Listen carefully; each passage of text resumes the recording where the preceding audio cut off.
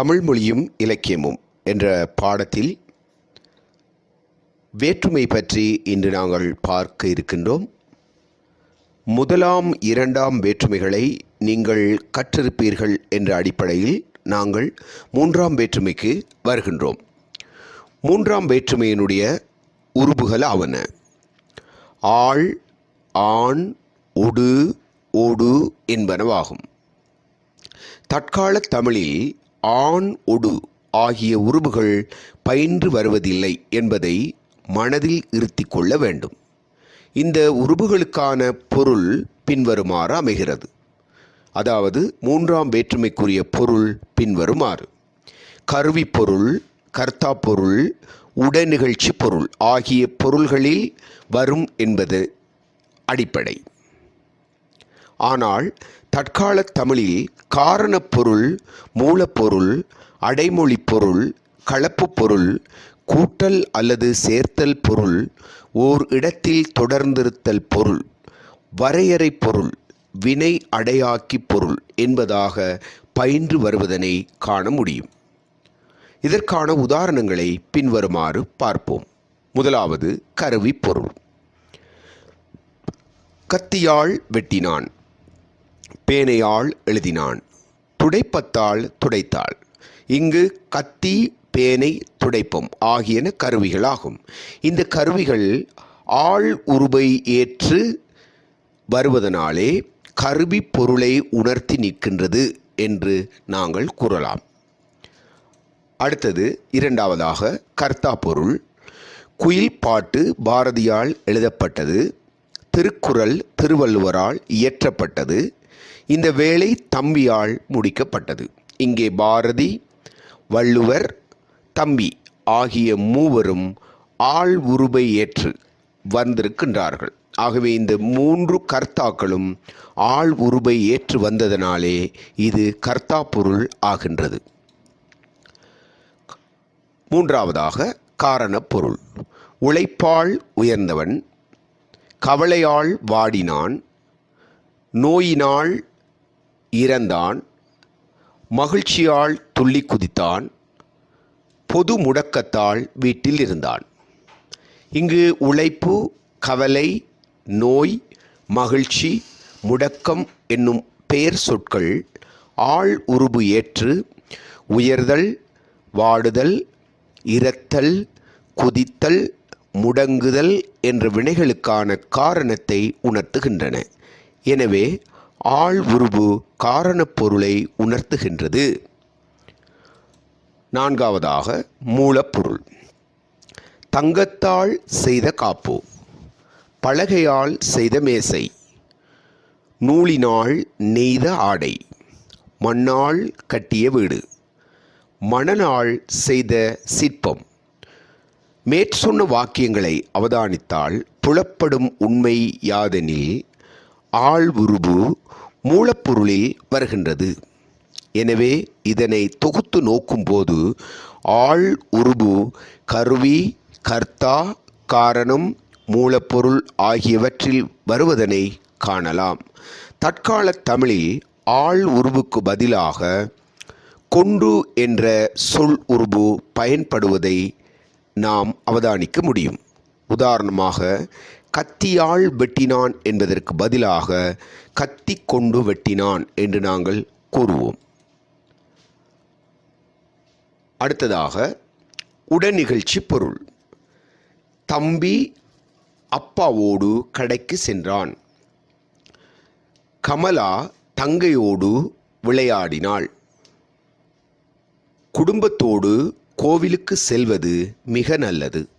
இங்கு ஓடு என்ற உருபு உடனிகழ்ச்சி பொருளில் வந்துள்ளதனை காணலாம். ஆனால் ஓடு என்ற உருபுக்கு பதிலாக உடன் என்ற உருபு தற்கால தமிழில் பயின்று வருவதனை உதாரணமாக கொள்ளலாம். இது உடனிகழ்ச்சி பொருளில் மட்டுமன்றி ஏனைய பொருள்களிலும் வருவதற்கு உதாரணங்களை பார்ப்போம். அடைமொழி பொருள். அன்போடு பேசினார், மகிழ்ச்சியோடு பாடினார், கோபத்தோடு பார்த்தார், கனிவோடு கதைத்தார், விரக்தியோடு வீட்டில் இருந்தார். இங்கு தரப்பட்ட வாக்கியங்களில் ஓடு என்ற உருபு ஏற்ற பெயர் சொற்கள் வினை சொல்லுக்கு அடைமொழியாக வருவதனால் இதனை அடைமொழி பொருள் என்கின்றோம். கலப்பு பொருள்: கல்லோடு மண்ணை கலந்தான், பாலோடு தண்ணீரை கலந்தான், பூவோடு சேர்ந்த நாரும் மணக்கும், சோற்றோடு மரக்கறிகளை கலந்து உண்பது நல்லது, தேநீரை இஞ்சியுடன் கலந்து குடிப்பது நல்லது. இங்கு ஓடு என்ற உருபு ஏற்ற சொல் பிரிது ஒன்றுடன் கலப்பதனாலே இதனை கலப்பு பொருள் என்கின்றோம். கூட்டல் அல்லது சேர்த்தல் பொருள்: மூன்றோடு மூன்றை கூட்டினால் 6, 10ஓடு ஒன்றை கூட்டு, வெந்நீரோடு தேனை சேர்த்தான், அவனோடு சேர்ந்து வாழ்வதே நல்லது, இன்றோடு 10 நாளாகின்றது. இங்கு ஓடு என்ற உருபு ஏற்ற சொல் ஒன்றோடு இன்னும் ஒன்றை சேர்த்தல் பொருளில் வருவதனை அவதானிக்க முடியும். ஓர் இடத்தில் தொடர்ந்திருத்தல் பொருள்: அப்பா வீட்டோடு தங்கிவிட்டார். இந்த சூழ்நிலையில் வீட்டோடு இருந்து படிப்பதுதான் நல்லது. இங்கு ஓடு ஏற்ற சொல் ஓரிடத்தில் தொடர்ந்து இருப்பதை குறிக்கிறது. வரையறை பொருள்: இந்த மாதத்தோடு ஓய்வு பெறுகின்றார். உனது ஆட்டத்தை இத்தோடு நிறுத்திக்கொள். காலை உணவை பாலோடு நிறுத்திக்கொள்வோரும் உலர். இவ்வாக்கியங்களில் ஓடு என்ற உருபு ஏற்ற சொல் வரையறை பொருளை உணர்த்துகின்றது. அடுத்ததாக வினை அடையாக்கி பொருள்: மக்களோடு மக்களாக, இரவோடு இரவாக, காற்றோடு காற்றாக, சூட்டோடு சூடாக பருக வேண்டும். இங்கு ஒரே பெயர்கள் இரட்டித்து வருகின்றது. அவ்வாறு வரும்போது முதல் பெயருடன் ஓடு என்ற உருபு இணைந்து வெவ்வேறு வினையடை பொருள்களை தருகின்றன. இதனையே வினை அடையாக்கி என்கின்றோம். அடுத்ததாக 4ஆம் வேற்றுமை. இந்த 4ஆம் வேற்றுமைக்குரிய உருபு கூ உருபு. அடிப்படையில் பொருள்களான கொடை, பகை, நட்பு, தகுதி என்பன வருகின்றன. கூ உருபுடன் இக்கு, அக்கு, உக்கு ஆகிய மாற்று வடிவங்கள் உண்டு. இந்த கூ உருபுக்கு இக்கு, அக்கு, உக்கு ஆகிய மாற்று வடிவங்கள் உண்டு. பொருள்: கொடை பொருள்: ஏழைகளுக்கு உணவு கொடுத்தான். பகை பொருள்: கீரிக்கு பாம்பு பகை. நட்பு பொருள்: குகனுக்கு ராமன் நண்பன். தகுதி பொருள்: தந்தைக்கு தகுதி குடும்பத்தை காப்பது. இதிலே முதற்காரணம், நிமித்த காரணம், உறவு ஆகிய பொருள்களில் இந்த கூ உருபு வருவதனை அவதானிக்க முடியும். முதற்காரணமாக அம்மா தோசைக்கு மாவை பிசைந்தாள். நிமித்த காரணமாக கடவுள் பிட்டுக்கு மண் சுமந்தார். உறவுக்காக நிமலனுக்கு ராமன் மாமன் முறை என்று நாங்கள் சொல்கிறோம். இவ்வாறு அடிப்படையான பொருள்களை உணர்த்துவதாக இலக்கணம் கூறுகின்றது. இவை மட்டுமன்றி இன்னும் வேறு பொருள்களை உணர்த்துவதாக மொழி ஆய்வாளர்கள் குறிப்பிடுகின்றனர். அவை வருமாறு: இலங்கைக்கு வடக்கே இந்தியா உள்ளது. ஓர் இடம் நோக்கி நகர்தல் பொருள்: நான் வீட்டிற்கு போய்க் கொண்டிருக்கிறேன். இவ்வாறான உதாரணங்களை நாங்கள் இதற்கு சொல்லலாம்.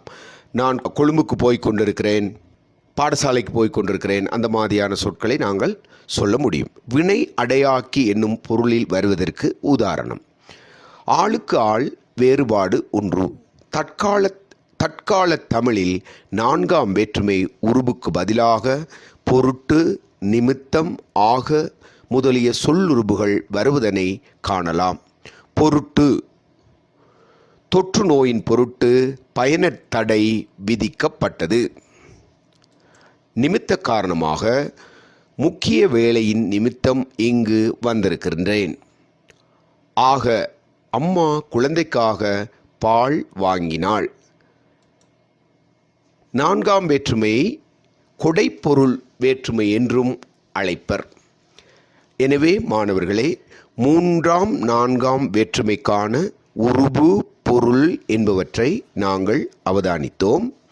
நீங்கள் செய்ய வேண்டிய வேளை இவற்றை அடிப்படையாக கொண்டு இவ்வாறான சின்ன சின்ன உதாரணங்களை தொடர்ச்சியாக எழுதி பயிற்சி கொள்ள வேண்டும். நன்றி.